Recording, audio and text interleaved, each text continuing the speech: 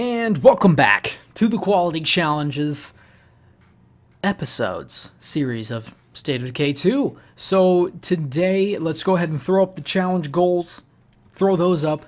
We have not accomplished any of those, but we're going to go ahead and get a start today. So today, I plan on getting all of this stuff kind of discovered. So all of this stuff that is within discovery range, I definitely want to go and discover them and empty them out and get all that stuff. But to do that effectively, we're going to need my car. So we're going to grab this because our car is beat up, obviously. And then we need to also grab from our storage unit, we need a can of gas. Now we have some gas to use, so we might as well grab one can of gas. And we're using a different character. And head towards our car. In the dark. I hate the dark. I hate the dark in State of Decay 2, mainly because you can't see very far ahead of you. You kind of can, but it just seems like, I don't know, it's so dark. It's so scarily dark that it's just crazy in State of Decay 2. And like, look at that. You've got three of those chillin' eyes, three of those red eyes just chilling over there. That's so terrifying. And you know, like, I don't know. It's scary. It's honestly legitimately scary. All right, the truck's repaired. Now let's go ahead and look at some stuff. Load up on some goods. Now, is it easy to collect a lot of different things with the specific car that I have? Not really.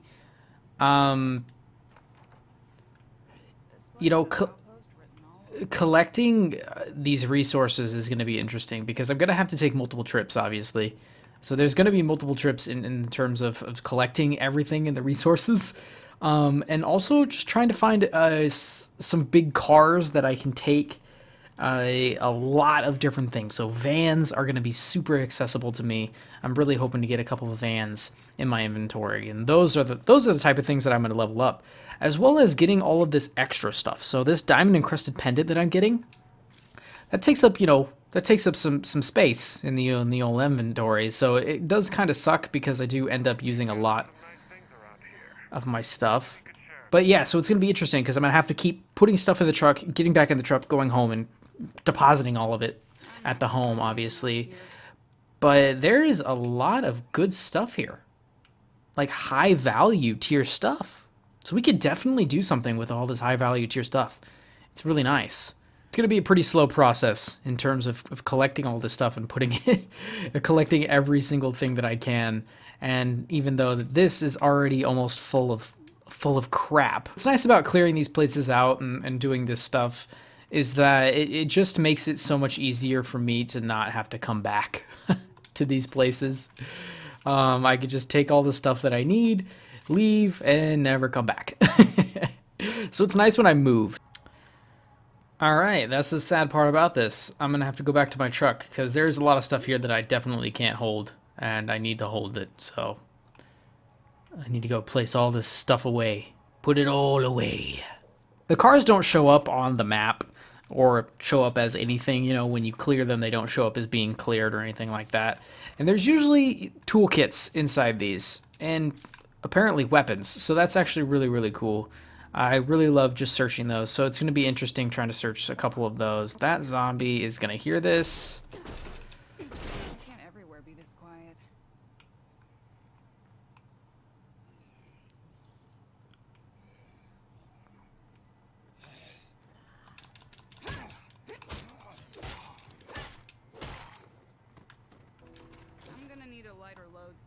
Is that a pallet? Did I just get a pallet from that thing? What?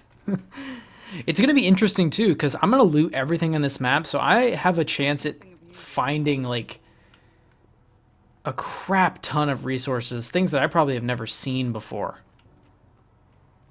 Like, that's the level of amount of things that I'm about to find in this adventure. So I think it's going to be really, really cool. It's also worth noting how much your storage system can handle. So right now, plus 15 storage on all resources. So each one of my resources up there in the left-hand corner can go up to 15 specifically, and if it goes up higher than that, it actually gets wasted. So we need to kind of develop a plan, and I already have a plan in set. I don't want to kind of spoil the plan of how I'm going to deal with all of the resources that I'm going to be collecting, but I definitely need to be very cautious of exactly how I'm collecting these resources and how I am storing them. So for right now, we have a lot of building materials, so I'm going to go ahead and add 10 more storage to each one, so we'll have a 25 for each, and that'll be really good for right now. This is just a level 2 storage, and then building it here for this 15 minutes, building it here in this base is going to make it go so much faster in the new base that I plan on getting later on. New bases, I don't know. Maybe plural, I have no clue. Wow, there's literally just nothing at this place. Literally nothing. There's nothing here either. Well, that was a waste. I guess it wasn't a waste. You know, I'm clearing everything out. I have to search every place. And to find out that there's literally nothing here is also pretty sad, though. Look how dark it is right now. Look how dark it is searching this. Like, it's so scary. I love this game that it's not, like, it's not terribly... A comfy chair? What?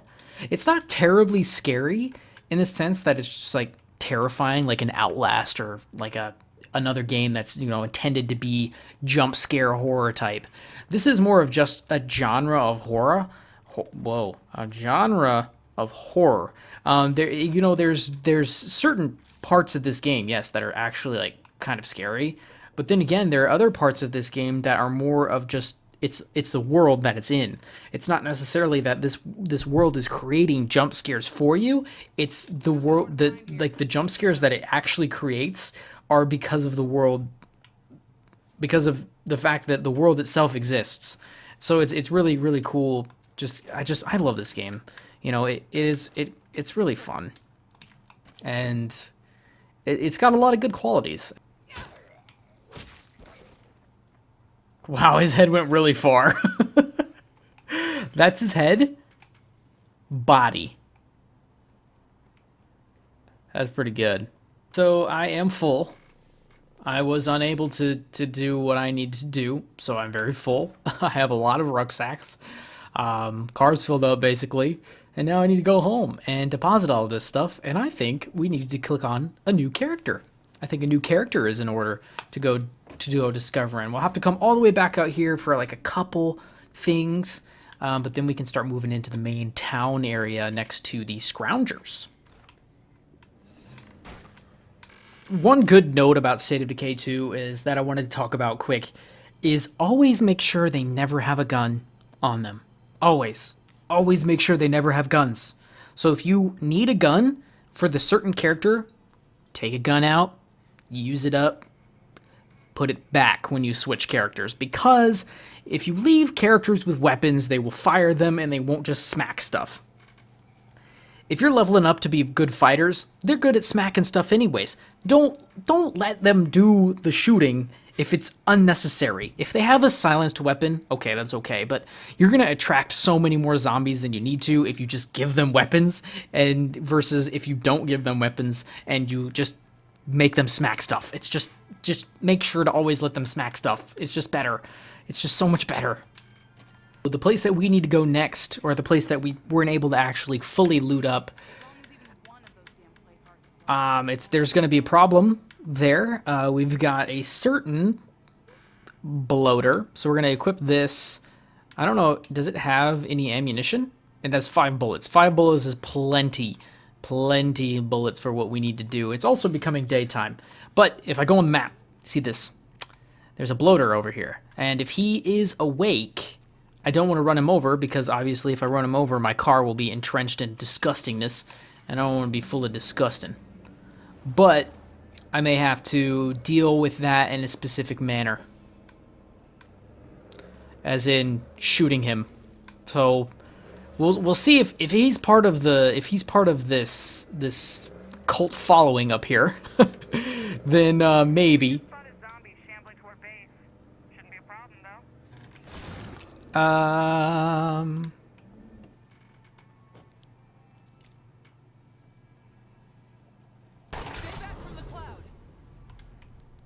Nah, that wasn't too bad. So I got 9 minutes before my base is raided. So I will go ahead and head back there after I get this place raided. Ooh, we got some clothes. So clothes are like a new thing that I'd really haven't looked at quite yet. I don't really kind of understand it. But they don't actually go in your inventory. They kind of go in your inventory for like for your game as a whole. So it's kind of cool that way. I don't know. Oh, car arm. I like it.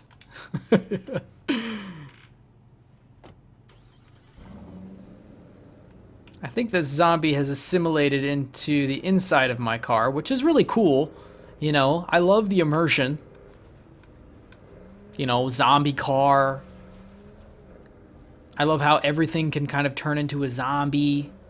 If we're so under attack, why don't you get out of bed? Everyone, stations.